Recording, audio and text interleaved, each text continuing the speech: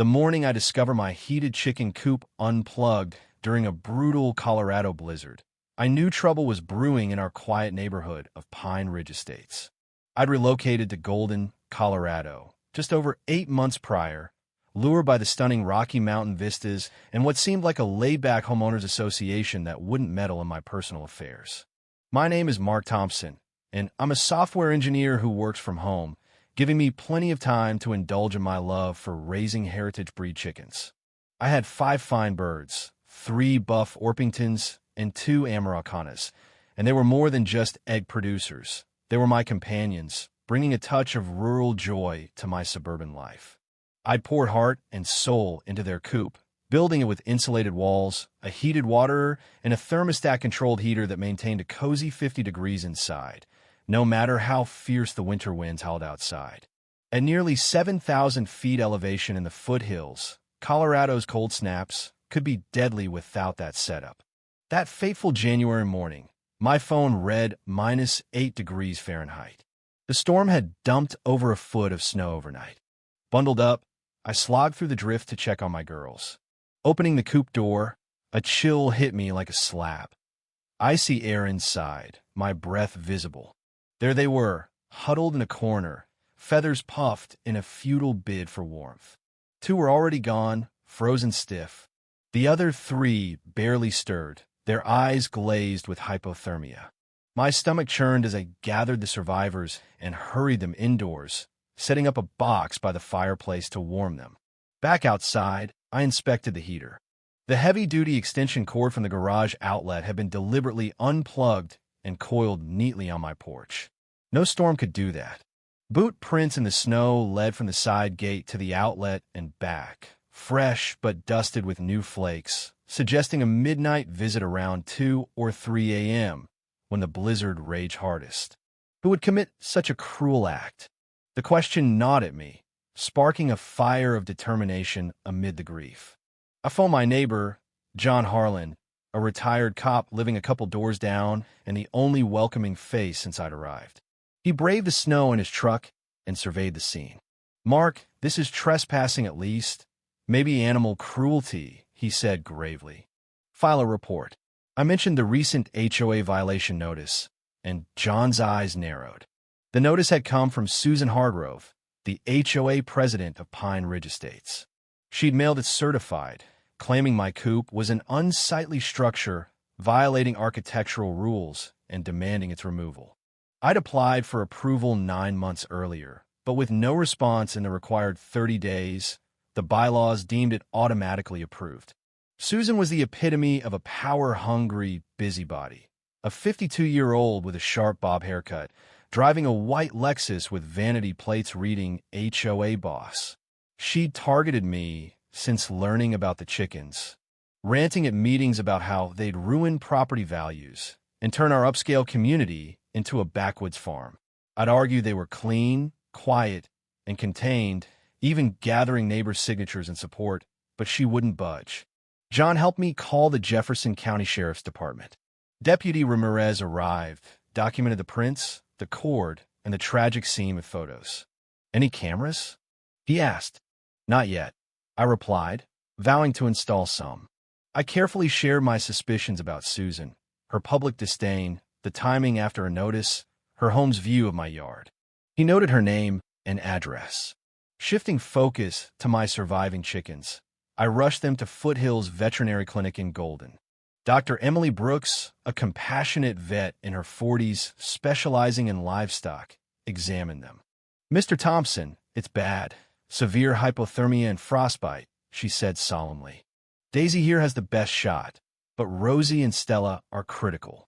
They might lose toes or feet. Survival's 50-50. I authorized full treatment. Hospitalization, fluids, antibiotics, pain meds. Over 3 days, I visited twice daily. Daisy recovered after 48 hours, -3 toes. Rosie pulled through but lost her right foot, needing a custom prosthetic. Stella succumbed on night, too, despite everything. The vet bill totaled $8,347. Emergency fees, hospital stays, surgery, prosthetic, meds, and supplements. I paid it gladly, My birds deserve no less. But rage simmered. This wasn't an accident. It was malice. Deputy Ramirez updated me. They questioned Susan, who denied it all, but her husband David seemed jittery, avoiding eye contact. No solid proof yet, he said. The prints are common. We need more. I took legal initiative, sending Susan a certified letter as HOA head, detailing the unplugging, deaths, injuries, bills, and police report. I demanded $8,347 within 30 days or face a lawsuit, copying the entire board. 2 days later, my phone rang, an unknown number. How dare you accuse me of murdering your filthy chickens? Susan screeched. This is libel. I'll sue you bankrupt. I didn't accuse you, I replied coolly. But if you're confessing, note I'm recording Colorado's one-party consent. Silence, then a hiss. You're a misfit here. That coop's still illegal. I'll see it gone, one way or another. Is that a threat? It's a guarantee. She hung up. I documented every word, thanks to John's advice. The February 1st HOA meeting at the ornate community center drew a crowd. Word of the chicken massacre had spread. Susan tried skipping public comments, but I invoked the bylaws. This concerns HOA misconduct, trespass, and property damage. She fumed, but allowed 5 minutes. I presented photos, healthy birds before, gruesome aftermath. Gasps echoed. I recounted the unplugging post-violation notice, the cruelty, the $8,347 bill. This was deliberate, tied to HOA threats. The police investigate. Come clean now, or court awaits. Susan snapped. No proof. But John chimed in. Bylaws allow coops implicitly, and Mark's application went unanswered, auto-approved per Section 7. Board members shifted uncomfortably. Nancy Sullivan questioned the records. I produced my certified mail receipt, signed by Susan herself. Chaos erupted. Homeowners demanded answers, criticizing Susan's iron fist. She stormed out, adjourning mid-uproar. Nancy contacted me privately, apologizing for Susan's bullying. She's abused power too long. We're voting no confidence. Off record, she suspected Susan, noting her emergency keys to all gates. Meant for crises but used for snooping, like last year's shed incident. Before the vote, Deputy Ramirez called, "We got her." The husband confessed. David, racked with guilt, admitted seeing Susan unplug the coop at 3 a.m. She dismissed his concerns, later threatening divorce if he talked. Photos from the meeting broke him. Susan faced charges, trespass, mischief, animal cruelty, a misdemeanor with up to 18 months jail and $5,000 fine, plus local welfare violations. The board ousted Susan unanimously. Richard Ellis became interim president, apologizing and approving my coop. They revised rules to permit coops, sparking interest from others. I sued Susan civilly for bills, chicken values, for $100 each for heritage stock, distress, and punitives, totaling $50,000. My lawyer, Alex Reed, specialized in HOA disputes. Her crime seals this. Susan hired slick Denver attorney James Thornton, who tried dismissing, claiming coincidence or my fabrication. It failed. David's testimony, police evidence, and Dr. Brooks' expert opinion, hypothermia as agonizing death, were ironclad. Criminal trial. 2 weeks, powerful vet testimony on suffering. Susan stonewalled, faking tears for the jury. Guilty verdict in hours. Judge sentenced max. 18 months, served 14.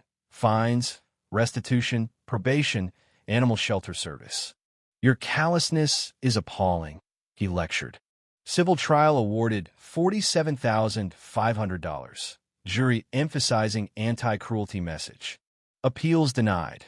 Susan sold assets, divorced, fled to Arizona. Barred from HOAs due to her record. Neighborhood transformed under Richard, then Nancy as president. Transparent, resident-focused with term limits. More coops sprouted. We added a community garden. My flock recovered. Daisy adapted. Rosie mastered her prosthetic. I added 2 Orpingtons, Faith and Victory upgraded security with cameras, backups, solar. John and I bonded. He got chickens too. I spoke on welfare, inspiring reforms. A year on, I hosted a barbecue. Neighbors met the birds, toasting resilience. Property values rose, proving freedom trumps tyranny. Susan never apologized, but justice prevailed. The case hit books, classes. I guest lecture on standing firm. Winters now, I triple-check the coop, alarms, backups. The birds thrive, symbols of change. Life's twists turned ordeal into purpose. Friendships, reforms bloomed. What do you think about this story of cruelty and comeback?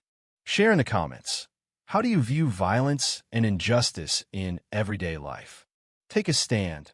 Do you believe in fighting back against bullies, even in small communities? Your thoughts could spark great discussions.